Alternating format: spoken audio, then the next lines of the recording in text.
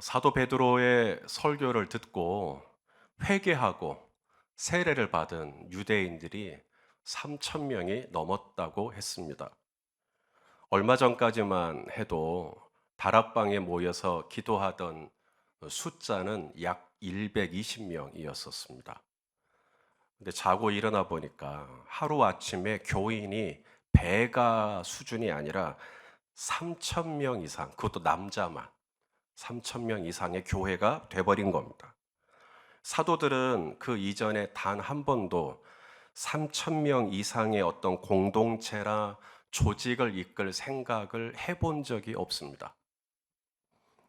어느 날 아침 눈 떠 보니까 3천 명이 넘는 유대인 크리스찬 성도들이 눈을 크게 뜨고 이제 사도들을 바라보고 있는 것이죠. 마치 병아리에서 이게 알에서 막 부화한 병아리가 눈을 멀뚱멀뚱 뜨고 쳐다보듯이 마치 사도들을 이제 우리 어떻게 해야 돼요? 우리 이제 세례받고 새신자가 되었는데 이제 어떻게 해야 돼요? 사도들이 제일 먼저 한 것은 다름이 아니라 예수 그리스도의 말씀을 그분들에게 가르치는 일이었어요. 자, 오늘 본문이 시작되는 42절을 같이 읽겠습니다. 시작. 그들이 그들이 사도의 사도의 가르침을 가르침을 받아 받아 서로 서로 교제하고 교제하고 떡을 떡을 떼며 떼며 오로지 오로지 기도하기를 기도하기를 힘쓰니라. 힘쓰니라. 자, 초대교회 성도들이 교회가 되고 난 다음에 제일 먼저 한 일은 사도들의 뭘 받아요? 가르침을 받았다. 지금 우리 성도님들도 가르침을 받고 계시죠. 저의 가르침이 아닙니다. 예수 그리스도의 가르침이죠.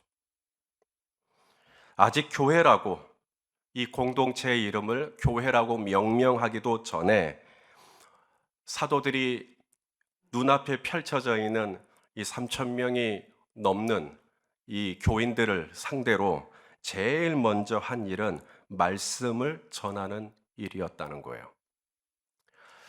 그렇게 큰 인원이 모일 수 있는 어떤 건물을 임대하거나 혹은 건물을 또 짓거나 그것들도 불필요한 일은 아닙니다. 교회가 건물이 있으면 할 일이 얼마나 많고 또 얼마나 용이하겠어요. 하지만 건물을 마련하거나 또 3천 명이 넘는 사람들을 통솔하기 위해서는 조직을 세워야겠죠. 조직을 세우거나 지도자 양성을 위한 어떤 특별한 프로그램을 세우기에 앞서서 사도들이 먼저 집중한 것은 말씀을 가르치는 일이었다는 거예요. 이것이 오리지널입니다. 교회의 교회됨은 핵심은 뭐냐면 말씀입니다. 그 교회가 당회가 있으면 조직 교회가 되고 당회가 없으면 미조직 교회가 돼요. 그게 교회 헌법입니다. 예, 저희 교회는 개척이 되고 10년 동안 미조직 교회로 있었어요. 예, 당회가 10년 뒤에 세워지거든요. 그래서 저희 교회는 당회가 세워진 역사보다 당회가 없었던 역사, 조직 교회가 된 역사보다 미조직 교회였던 역사가 더 길어요.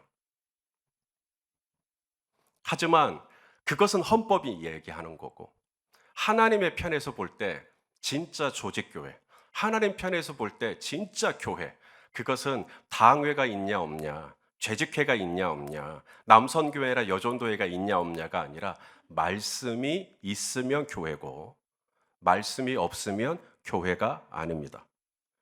교회에 말씀이 없다라는 말은 설교자가 없다는 뜻이 아닙니다. 혹은 설교자가 설교를 못한다는 뜻도 아닙니다. 교회에 말씀이 없다라는 말은 곧 하나님이 없다라는 말하고 똑같아요. 왜냐하면 말씀이 곧 누구세요? 하나님이시기 때문에 그렇습니다. 우리 요한복음 1장 1절 말씀을 같이 읽겠습니다. 시작. 태초에 태초에 말씀이 말씀이 계시니라. 계시니라. 이 이 말씀이 말씀이 하나님과 하나님과 함께 함께 계셨으니 계셨으니 이 이 말씀은 말씀은 곧 곧 하나님이시니라. 하나님이시니라. 그러므로 교회에 말씀이 없다. 그건 굉장히 심각한 문제입니다. 하나님이 없다는 얘기니까요. 하나님이 안 느껴진다는 이야기니까요. 하나님께서 태초에 천지를 창조하실 때 뭐로 창조하셨죠? 말씀으로 창조하셨습니다. 말씀은 천지 창조의 핵심이에요. 우리 창세기 1장 3절을 볼까요? 시작. 하나님이 이르시되 빛이 있으라 하시니 빛이 있어 버립니다. 흑암이 깊음 위에 있었다고 했어요. 땅이 혼돈하고 공허했다고 했습니다. 아무것도 없다는 이야기죠. 그런데 빛이 있어요. 어디서 갑자기 빛이 생긴 거예요? 하나님이 이르시되, 하나님이 말씀하시니까 빛이 있게 되었다는 것이에요. 나사로가 죽었죠. 어제 죽은 거 아닙니다. 그제 죽은 것도 아니고요. 기절한 것은 더더욱 아니고요. 나사로가 죽어서 나흘이 됐어요. 이미 시신이 부패하기 시작했고 냄새가 났어요. 소망이 없죠. 그런데 예수님이 말씀하시죠. 나사로야 나오라. 큰 소리로 말씀하셨다 그랬어요. 나사로야 나오라. 저는 하나님께서 빛이 있으라 할 때도 큰 소리로 말씀하시지 않았을까. 큰 소리로 말씀하시는 겁니다. 나사로야 나오라. 그러니까 그 죽은 나사로가 그 말씀에 순종합니다. 그래서 수족을 배로 동인 채로 걸어 나와 버리죠. 사람을 살리는 것도 말씀, 천지를 창조하신 것도 말씀. 사도 베드로가 말씀을 전하니까 교회가 되죠. 말씀이 있으니까 천지 창조가 되고, 말씀이 있으니까 교회가 되고 공동체가 되는 겁니다. 복음서에서 굉장히 많은 사람들이 치유를 받죠. 그 많고 많은 사람 중에 가장 인상적인 사람을 꼽으라고 한다면 저는 마태복음 8장에 나오는 백부장을 꼽고 싶어요. 이 백부장이 예수님께 나온 이유가 있어요. 자기 집에 딸이 아파서가 아닙니다. 아들이 아파서도 아니에요.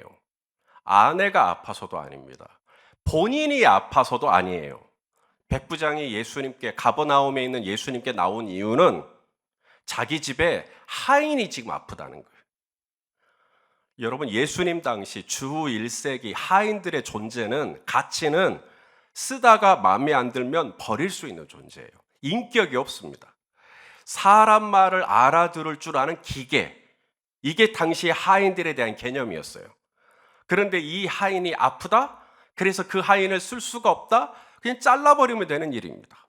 그런데 이 백부장은 자기가 아픈 것도 아니고, 자기가 사랑하는 식구가 아픈 것도 아니고, 당대의 그 사회 속에서 하인이 아프다는 이유로 예수님께 나왔어요. 무엇보다도 이 하인이라는 이 단어를 원어로 찾아보면 파이스라고 하는 단어인데, 이건 어린 하인을 의미하는 겁니다. 다 큰 하인은 힘이 있으니까 쓸 때라도 있죠. 근데 아직 애기 하인이에요. 애기, 힘이 어디 있어요? 더군다나 아파요. 이런 하인을 위하여서, 이런 하인이 지금 아프니까 예수님께 나온 겁니다. 이것만도 이 백부장이 정말 눈이 뒤집어질 만한 이야기죠.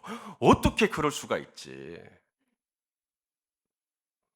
그래서 예수님이 감동을 받으셨던 것 같아요. 내가 가서 고쳐주겠다. 너희 집 어디냐? 이거죠. 그 하인을 만나서 내가 안수하고 고쳐주겠다. 그런데 백부장이 예수님께 나왔는데 뭐라 그러냐면 자기 집 오지 말라는 거예요.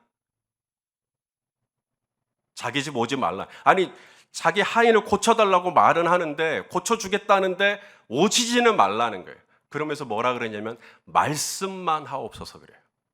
자, 우리 마태복음 8장 7절 8절입니다. 읽어보시죠. 시작. 이르시되 내가 가서 고쳐주리라. 백부장이 대답하여 이르되 주여, 내 집에 들어오심을 나는 감당하지 못하겠사오니 다만 말씀으로만 하옵소서. 그러면 내 하인이 낫게 싸움나이다. 여기서 예수님의 눈이 동그랗게 떠지는 거예요. 아, 내가 가서 고쳐주겠다는데 말씀만 하옵소서. 이렇게 응답한 사람이 없었단 말이죠. 그래서 10절에 이렇게 말씀합니다. 시작. 예수께서 들으시고 놀랍게 여겨 따르는 자들에게 이르시되 내가 진실로 너희에게 이르노니 이스라엘 중 아무에게도 이만한 믿음을 보지 못하였노라. 어떤 믿음이었길래요? 말씀으로만 하옵소서. 자, 그럼 결론입니다. 이 하인은, 어린 하인은 나았을까요? 예, 그 다음 절 또 보겠습니다. 13절 시작. 예수께서 백부장에게 이르시되 가라, 내 믿은 대로 될지어다 하시니 그 즉시 하인이 나으니라. 할렐루야. 여러분, 백부장은 로마의 장교예요. 로마 사람입니다. 이방인이라고요. 유대인들의 입장에서는 할례받지 않은 사람입니다. 하나님의 택함을 받지 않은 이방 민족이라고요.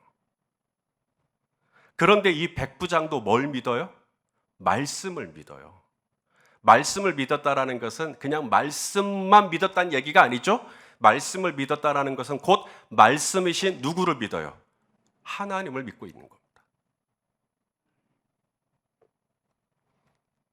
말씀은 교회의 일부가 아닙니다.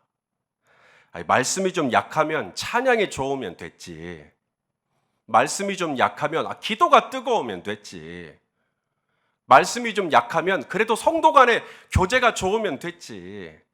말씀이 좀 약하면 그래도 교회가 지역사회를 위해서 봉사도 하고 또 선교지에 가서 선교도 하고 이렇게 활동하면 됐지. 제 아무리 교회에서 천사 같은 찬양을 하고 화산같이 뜨겁게 기도를 하고 꿀이 뚝뚝 떨어지듯이 성도 간의 교제가 뜨겁고 내 몸을 전부 불사르게 내어줄 만큼 지역사회를 위해서 봉사하고 선교지를 위해서 헌신하고 그런다 할지라도 말씀이 없으면 말씀이 곧 하나님이시기 때문에 하나님이 없는데 어떻게 거기가 교회입니까? 말씀은 교회의 일부가 아닙니다. 하나님이 우리의 일부가 될 수 없는 것처럼.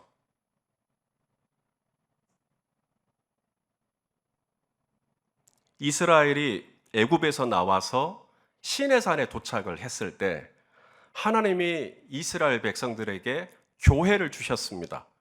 그 교회의 이름이 성막이죠. 성막에는 여러분 두 개의 공간이 있죠. 두 개의 방이 있습니다. 하나는 뭐예요? 성소라고 하고 또 하나는 지극히 거룩하다 그래서 지성소라고 합니다. 성소는 제사장이 365일 매일 왔다 갔다 해요. 성소까지는. 근데 지성소는 대제사장이 그것도 1년에 한 번 7월 10일 대속죄일에 딱 한 번 들어가는 공간입니다. 그래서 지극히 거룩하다 그래 지성소가 되는 거예요. 그러면 지성소가 될 수 있는 이유가 뭐죠? 성소보다 지성소가 더 커요? 여러분도 보시겠지만 공간과 면적으로 따지면 지성소보다 성소가 훨씬 더 큽니다. 그러므로 거룩은 스케일에서 오지 않아요. 거룩은 사이즈에서 오지 않습니다. 거룩은 그 교회 본당이 지상에 있냐 지하에 있냐 여기에 있지 않아요. 그러면 어떻게 지성소가 거룩한 공간이 될 수가 있는 거죠? 그것은 사이즈나 평수 때문이 아니라 그곳에 있는 법궤, 우리가 언약궤라고 하죠. 이것 때문입니다. 왜 법궤라고 하죠? 그 저 궤 안에 뭐가 들어가 있어요? 법, 하나님의 말씀이 들어가 있습니다. 언약, 하나님의 말씀이 들어가 있어요. 그래서 법궤가 되고 언약궤가 되고 이 언약궤가 놓인 곳은 지극히 거룩한 공간이 되는 거예요. 법이 없다, 말씀이 없다, 언약이 없다, 지성소 아닙니다. 교회 아닙니다. 성막 될 수 없습니다. 법궤가 생명이에요. 법궤가 핵심입니다. 말씀이 그 중심에 있어야 돼요. 내가 성도다. 열린배달교회 등록했기 때문에 성도인가? 천만의 말씀. 교회에 몸은 등록했을지 모르나 내 삶 속에 말씀이 있다면, 말씀이 내 중심에 지성소에 있다면 당신은 성막 맞습니다. 당신은 교회가 맞습니다. 그러나 말씀이 없다? 당신은 성도가 아닙니다.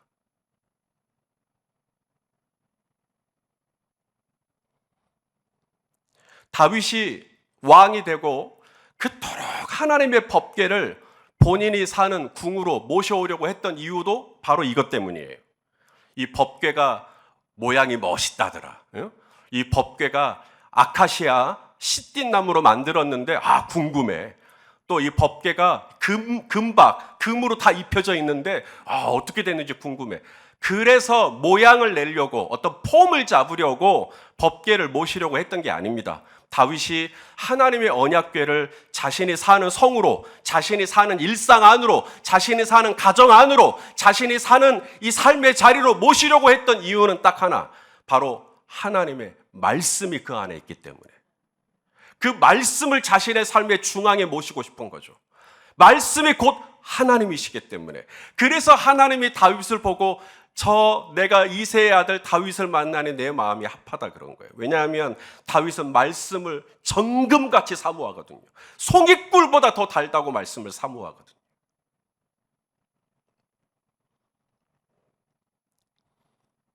교회가 생겨났습니다. 사도 베드로가 설교를 하고 회심한 유대인들을 중심으로 공동체가 만들어졌습니다. 아직 사도들은 이 공동체를 일컬어 교회라고 이름도 붙이지 않았습니다. 우리는 자연스럽게 초대교회니 예루살렘 교회니 이름을 붙이지만 사도들은 이 공동체를 아직 뭐라고 불러야 할지도 몰랐습니다. 뭐라고 불러야 할지도 모르는 공동체 가운데 사도들이 제일 먼저 집중한 일은 예수 그리스도의 말씀을 전하는 일이었어요. 왜냐하면 말씀이 곧 하나님이시기 때문에. 자, 한 걸음 더 나아가 말씀은 하나님이시면서 동시에 말씀은 성도의 꼴, 성도가 매일같이 우리가 일용할 양식을 먹듯이 성도가 매일같이 영적으로 섭취해야 할 영혼의 양식이 말씀입니다. 디베랴 바닷가에서 고기를 잡고 있었어요, 베드로가. 예수님이 새벽에 해변에 오셨죠. 그리고 고기를 잡는 제자들을 향하여서 얘들아, 고기 좀 잡았니? 밤새 그물질을 했지만 한 마리도 잡지 못했죠. 예수님이 다시 말씀하십니다. 그물을 배 오른편에 던져라. 여러분, 대박은 말씀에 순종할 때 나오는 거예요. 그래서 오른편에 던져요. 그랬더니 갈릴리에 있던 모든 고기들이 그 그물 안으로 다 집결. 그물을 들 수가 없는 거예요. 밤새도록 헛방만 날렸던 그들이 말씀에 순종하니까 바로 열매가 나타나는 거예요. 그때 베드로가 깨달아요. 주님이시다. 부활하신 주님이시구나. 주님은 이미 해변에서 베드로와 제자들을 맞을 준비를 끝냈어요. 숯불을 피우시고 떡을 굽고 제자들에게 말씀하시죠. 너희가 잡은 고기 좀 몇 마리 좀 가지고 오라고. 예수님이 손수 숯불에 고기를 구워주셨습니다. 맛있게 아침을 같이 먹었어요. 맛있게 아침을 먹고 예수님이 시몬, 베드로의 이름 시몬, 잠깐 나랑 같이. 그리고 이제 해변을 걸어요. 얼마나 걸었을까요? 예수님이 걸음을 멈추시고 베드로를 바라보십니다. 그리고 베드로에게 질문하시죠. 요한의 아들 시몬아, 네가 이 사람들보다 나를 더 사랑하니? 베드로가 움찔합니다. 그리고 대답하죠. 네, 주님. 제가 주님을 사랑하는 줄 주님이 아시잖아요. 그 다음에 예수님이 굉장히 중요한 말씀을 하시죠. 따라서 합시다. 내 어린 양을 먹이라. 굉장히 중요한 말씀입니다. 내 어린 양을 먹이라. 여러분, 베드로가 누구죠? 제자죠. 그냥 일개 제자가 아닙니다. 베드로는 제자 중에 제자. 제자 중에서도 제자, 수제자라고 하죠. 베드로가 본래 이름이 베드로가 아니에요. 본래 이름은 시몬입니다. 요한의 아들 시몬아 그러잖아요. 그런데 왜 베드로라고 하죠? 예수님이 시몬의 이름을 베드로로 바꿔주신 겁니다. 예수님이 바꿔주신 이름이에요. 무당이 바꿔주거나 점자애가 바꿔주거나 어느 장명가가 바꿔준 이름이 아닙니다. 예수님이 바꿔준 이름. 우리 성도님들도 이름 바꾸려면 예수님이 바꿔주신 이름으로 바꾸세요. 엉뚱하게 무당애 가지 마시고. 그래서 예수님이 시몬의 이름을 베드로로 바꿔주세요. 자, 베드로의 뜻이 무엇인지 마태복음 16장 18절입니다. 시작. 또 내가 내게 이르노니 너는 베드로라. 내가 이 반석 위에 내 교회를 세우리니 음부의 권세가 이기지 못하리라. 너는 베드로라. 이 반석 위에. 그러니까 베드로의 뜻이 뭐라는 거예요? 반석이요. 반석. 어떤 반석? 교회의 반석. 교회의 반석. 내가 이 반석 위에 내 교회를 세우겠다. 예수님의 입에서요, 교회라고 하는 이름이 나온 첫 번째 대목입니다. 그러니까 예수님이 교회에 대한 어떤 마음이 있긴 있었어요. 제자들에게 단 한 번도 너희는 가서 교회를 세워라 이런 말씀을 안 하셨지만 예수님은 늘 마음속에 어떤 교회가 있었던 거죠. 그 교회는 베드로를 통해 시작될 거라는 이야기예요. 베드로, 네가 반석이야. 네가 기초야. 너를 통해 내 교회가 세워질 거야. 그 말씀 그대로 시몬 베드로가 오순절날 다락방에 성령이 임하고 이게 무슨 일인가 하는 유대인들을 향하여서 하나님의 말씀을 전하죠. 그러자 유대인들이 회개를 합니다. 어찌할꼬 탄식하며 회개하고 죄사함을 얻는 세례를 받아요. 그리고 나서 진짜로 교회가 돼버린 거예요. 예수님 말씀하신 대로 시몬 베드로를 통해 정말로 교회가 세워진 겁니다. 그 다음에도 똑같아요. 두 번째, 예수님은 베드로에게 또 물어요. 네가 나를 사랑하느냐? 베드로가 대답합니다. 주님, 그렇습니다. 그러자 주님이 또다시 말씀하시죠. 내 양을 쳐라. 여기서 두드러 패란 얘기가 아니고 쳐라라는 말은 먹이라는 이야기입니다. 그 다음에도 마찬가지입니다. 네가 나를 사랑하느냐? 네, 제가 주님을 사랑하는 줄 주님이 아십니다. 주님이 또 말씀하시죠. 따라서 합시다. 내 양을 먹이라. 계속해서 주님은 교회를 말씀하시고 교회를 말씀하시면서 내가 이 반석 위에 너 위에 교회를 세우겠는데 그 다음에 계속해서 교회를 말씀하시면서 먹이라고 말씀하시죠. 내 양을 먹이라. 내 어린 양을 먹이라. 이것이 교회의 반석이라는 거예요. 먹이라. 베드로는 완벽한 사람이 아닙니다. 베드로가 도덕적으로 윤리적으로 흠이 없어서 교회의 반석으로 세우시는 거 아니에요. 아시지 않습니까? 베드로 예수님 모른다고 3번이나 부인했어요. 예수님의 다시 사심을 누구보다도 가까이에서 봤으면서도 예수님의 부활을 믿지 못했던 사람이에요. 그런 베드로가 무슨 자격으로 교회의 반석이 됩니까? 나의 지나간 흠결을 따지자면 저는 이 자리에 설 수 없는 죄인 중에 죄인입니다. 그럼에도 불구하고 주님의 베드로에게 물으시는 건 딱 하나. 너의 그런 숱한 과거의 잘못된 잘못과 흠결에도 불구하고 네 중심을 정확히 들여다보면 그래도 나 사랑하는 마음이 있느냐? 그래서 떳떳하게 사랑합니다라고 말은 못하고 제가 주님을 사랑하는 걸 주님이 아시지 않습니까? 그 온전한 사랑이 아닌 베드로의 사랑에도 불구하고 주님이 베드로에게 교회를 맡기시면서 하셨던 말씀은 내 양을 먹이라. 내 어린 양을 먹여라. 여호와는 나의 목자시고 여러분은, 저와 여러분은 하나님의 손이 돌보시는 양이에요. 여러분, 이 양은 뭐니 해도 꼴이 있어야 돼요. 양은 눈이 좋아요, 안 좋아요? 안 좋아요. 양은 시력이 거의 없어요. 그러다 보니 양은 스스로 꼴을 찾을 수 있는 능력이 제로입니다. 양은 내버려두면 죽게 돼 있어요. 그래서 양에게는 적당한 게 아니라 정말로 목자가 필요합니다. 여러분, 양이 목자를 따라갈 때 뭘 보고 따라가죠? 목자의 뒷모습을 보고 따라간답니까? 목자의 그림자를 보고 따라간답니까? 목자가 입은 어떤 의상을 보고 따라간답니까? 목자가 어떤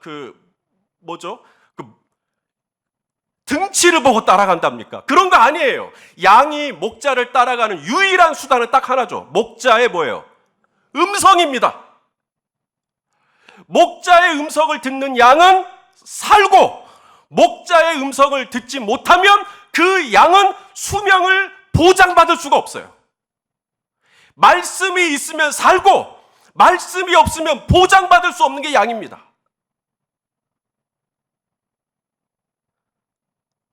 말씀은 양의 일부가 아니에요. 아니, 꼴이 없으면 양은 죽는 것이죠.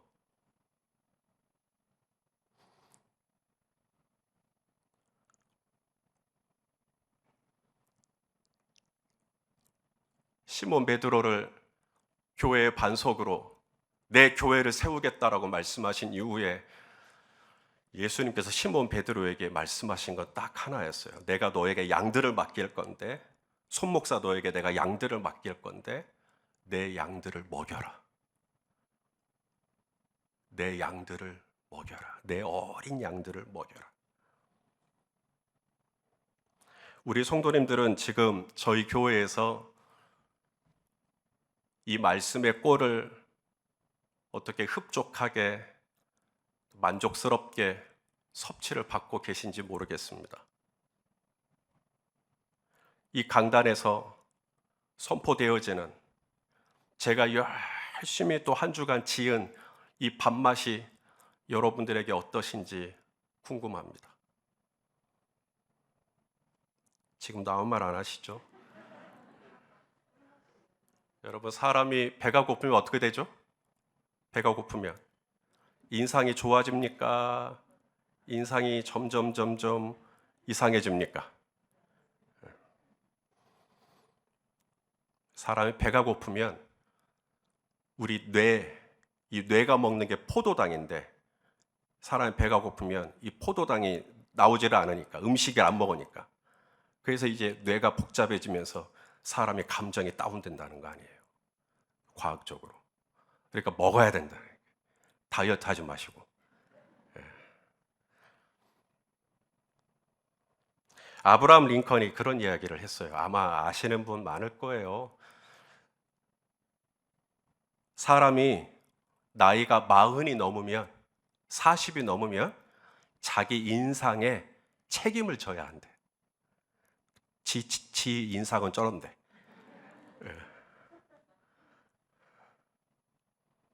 저는 그 교회 성도의 인상은 담임 목사에게 상당한 책임이 있다고 저는 생각합니다. 왜냐하면 성도님들의 인상은 이 강단에서 선포되어지는 말씀의 꼴이 충분하고 좋으면 인상이 좋아지겠죠. 그런데 뭔가 이 강단에서 말씀은 전해지는데 이게 결핍이 되는 겁니다. 이게 채워지지가 않는 거죠. 말씀이 이리 왔는데 어디로 나가요? 딴 데로 나가버려요. 말씀이 전혀 나에게 꼴로 다가오지 않을 때 당연히 영적인 포도당이 떨어지겠죠. 그러니 근력이 없는 겁니다. 그러면 누가 살짝만 건드려도 삐죽삐죽 나오는 거예요. 화가 나오는 겁니다. 분이 나오는 거예요. 어떤 교회를 보면 저희 교회가 아니고 싸우는 교회가 있다는 이야기를 들어요. 참 안타까운 이야기입니다. 왜 싸울까요? 교회인데. 성도들이 왜 싸울까요? 주께서 핏값 주고 세우신 교회가 성도들이 왜 그렇게 멱살을 잡고 아웅다웅하고 고성을 지르고 너 죽고 나 죽고 왜 그럴까요? 교회가 그 아름다운 예수 그리스도의 신부된 교회가 왜 그런 모습으로 비춰질까요? 전철에서 두 사람이 막 싸우니까 어른 한 분이 말리면서 여기가 교회인 줄 아냐고.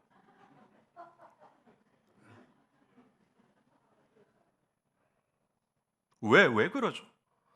아니, 교회가 왜 그런 곳이 됐죠? 저는 그 근원적인 원인이 바로 허기에서 온다고요. 허기. 다 배가 고픈 거예요. 목사라고 해서 말씀 안 들어도 돼요? 목사도 배가 고픈 거예요.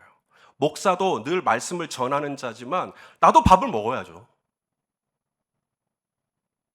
장로님들이 배가 고픈 거예요. 안수 집사님들이 배가 고픈 거예요. 권사님들이 다 배가 고픈 거예요.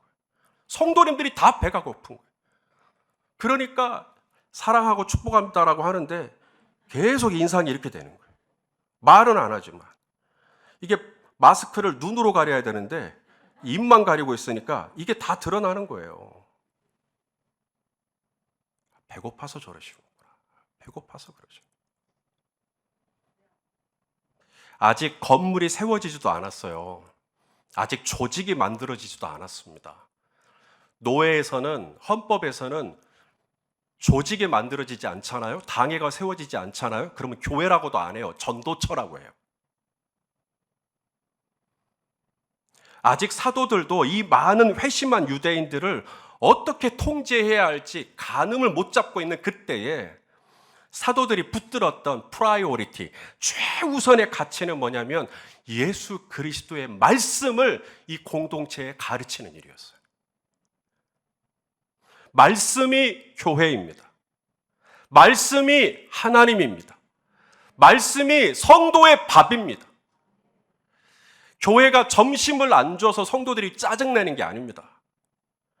교회에 왔는데 이 강단에서 하나님의 말씀이 양이 섭취해야 할 이 꼴이 적절하게 흡족하게 내 잔이 넘치나이다. 그렇게 제공이 돼야 되는데 안 되니까 배가 고파가지고 포도당이 없어가지고 그래서 짜증이 나는 거예요. 말씀은 교회의 반석입니다.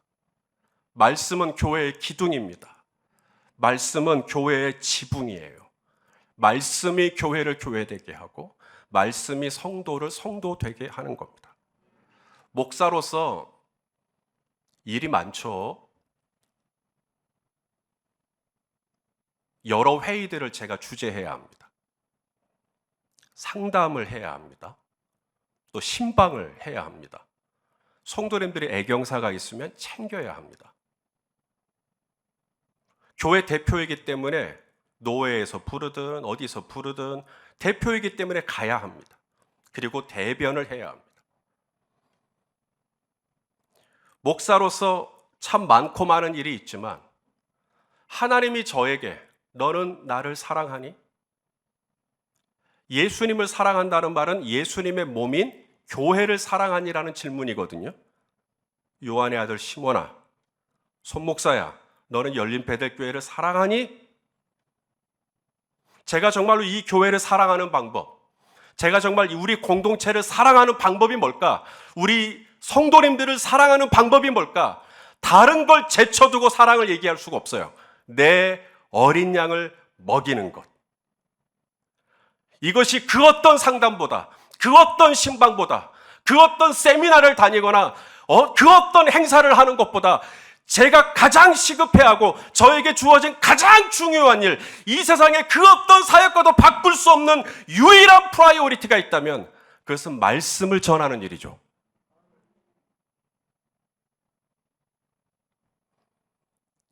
베드로가 말씀이신 예수님을 따라갈 때 가까이 따라갈 때가 있어요. 그럴 때 예수님이 베드로에게 너는 나를 누구라 하느냐라고 물을 때 베드로는 지체 없이 대답합니다. 주는 그리스도시요 살아계신 하나님의 아들이십니다. 바요나 시몬아 네가 복이 있도다. 그냥 딱 맞아 떨어지는 거죠. 말씀하고 베드로하고 거리가 가까울 때요. 그런데 베드로의 생애에 말씀에서 멀찍이 따라갈 때가 있었죠. 바로 예수님이 잡히시던 날 밤 베드로는 예수님을 멀찍이 따라가고 맙니다. 그러자 누군가가 와서 툭 하고 건들죠. 당신도 갈릴리 사람이지? 베드로가 뭐라 그래요? 난 아니다. 난 저 사람 모른다. 난 지금 네가 무슨 말을 하는지 잘 모르겠다. 예수님을 모른다고 부인해버립니다. 말씀하고의 거리. 여러분, 그 옛날 다윗이 그 말씀과의 거리를 가까이 하기를 원했어요. 말씀을 즐거워하고 사모했어요. 그래서 하나님의 말씀을 어찌하든지 본인이 살고 있는 이 성 안에, 본인이 사는 일상 안에 이 말씀을 가까이 모시고 싶었던 거예요. 중간에 베레스, 우사, 안 좋은 일도 있었어요. 그렇다고 멈출 수가 없어요. 안 좋은 일은 있을 수 있는 일이에요. 다윗은 끝까지 하나님의 말씀을 모셔옵니다. 6걸음 예배라고 했어요. 6걸음 걷고 예배하고 6걸음 걷고 감사하고 그러면서 마침내 하나님의 언약궤가, 하나님의 법궤가, 하나님의 말씀이 자신의 삶에 들어오는 날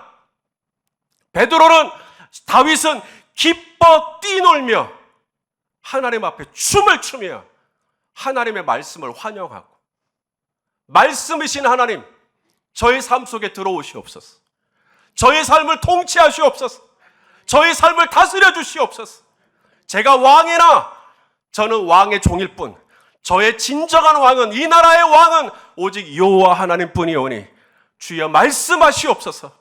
제가 주님의 대행자로서 주의 말씀을 이 땅 가운데 펼치겠습니다. 사랑하시는 성도 여러분, 복 있는 사람은 여호와의 말씀을 즐거워하는 사람이래요. 주야로 묵상을 하여 하나님의 말씀이 내 삶의 지성소에, 내 심령의 지성소에 딱 모셔져 있는 거예요. 그게 성도입니다. 그게 교회입니다. 하나님의 말씀을 가까이 하고 하나님의 말씀을 더욱더 내 삶의 은밀한 공간 안에 중심에 모시고 무슨 말씀을 하시나 귀 기울이시고 그 말씀을 따라가는 복된 성도님들 다 되시기를 예수님의 이름으로 축원합니다. 기도하시겠습니다. 존귀하신 하나님 아버지, 베드로를 통하여 교회가 시작되고 하나님의 말씀을, 예수 그리스도의 말씀을 그 교회에 전합니다. 말씀이 교회 되게 했습니다. 말씀이 없었더라면 교회는 시작부터가 불가능했을 것인데, 오 하나님, 열린 베델교회를 사랑하여 주시고 이 교회를 불쌍히 여겨 주시옵소서.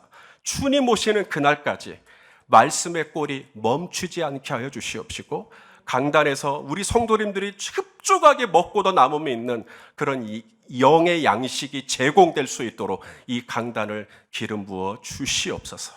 예수님의 이름으로 기도하옵나이다. 아멘.